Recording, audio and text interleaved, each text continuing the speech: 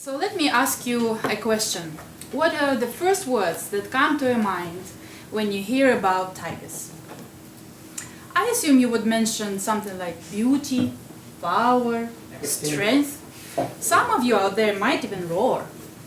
However, I doubt that you would mention tiger pelt, tiger bone wine, or for example, tiger fetus. Did you know that nearly every part of the tiger's body has been used in traditional Chinese medicine? It is an alternative medicine that has existed for over 1,000 years in China and is now widely used in Asia. The global tiger population is estimated to be not more than 3,200 tigers over 13 tiger range countries. However, reports of the global NGO state that nearly 1,800 of tigers have been killed across Asia from 2000 to 2015.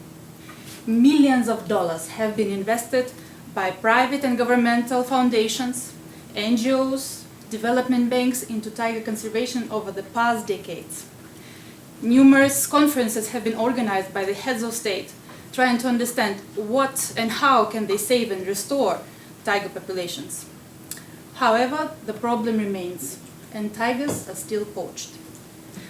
Prior to my research, I was working as a law enforcement officer in Russian customs and later managed programs on wildlife crime at the World Wildlife Fund. This provided me with practical experience and a wealth of analytical data. My research focused on analyzing practices and policies aimed at addressing tiger-related crime. I employed 10 various methods from different fields to answer my research questions.